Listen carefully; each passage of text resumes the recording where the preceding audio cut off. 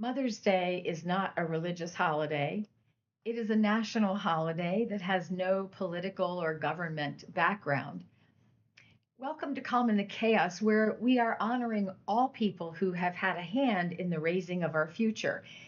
They may not be biological mothers, they may not even have a womb.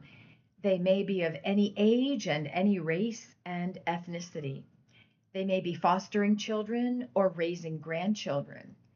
They are the people who fight for the children, care for the sick and elderly, and who know in their heart of hearts that the world must be fed and tended to. I'm not excluding men who are raising children or non binary people who will not fall into Mother's Day or Father's Day categories. But when Mother's Day was begun, the world did see through a binary lens, and mothers were generally defined as the people who bore and clothed and fed the children, while fathers were the people who earned money. I'm going to highlight how Mother's Day came to be and consider how we can holistically celebrate going forward.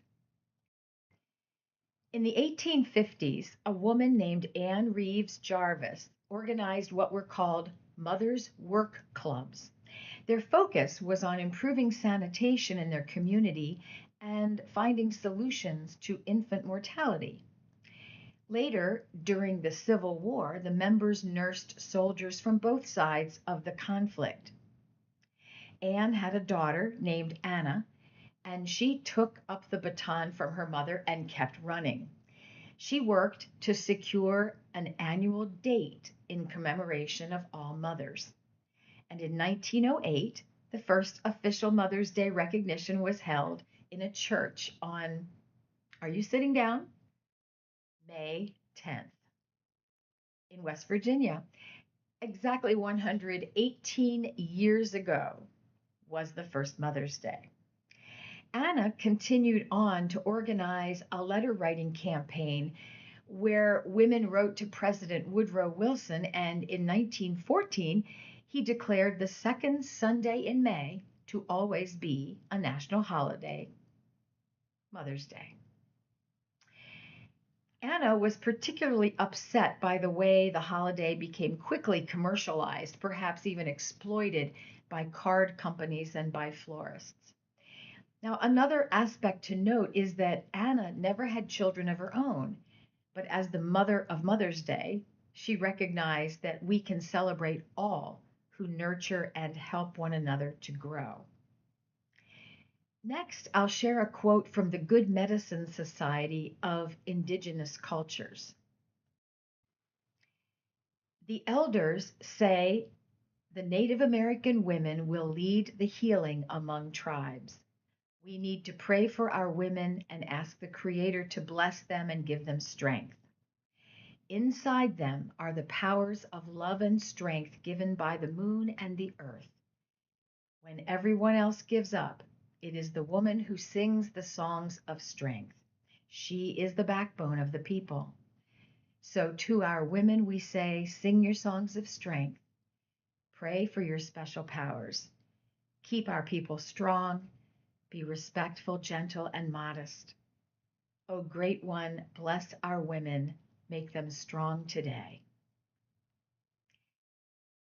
We remember that before Judaism, Christianity, and Islam were organized, many religions were women led.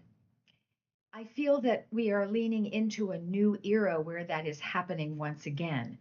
I turn to examples in history of women leading with nonviolent actions, demonstrating the deep conviction of global and communal sharing and how it will benefit all of us. I've included in today's God Talk a video of Palestinian and Israeli women walking side by side for a common interest, peace for their children.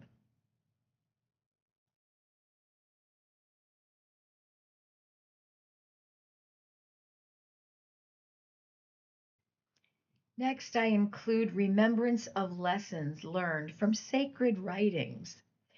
There was the biblical matriarch Rachel, wife of Jacob. She died in childbirth, and Jacob laid her to rest alongside the road that led to Bethlehem instead of burying her in the family plot. May we remember mothers who do not live to enjoy raising their children.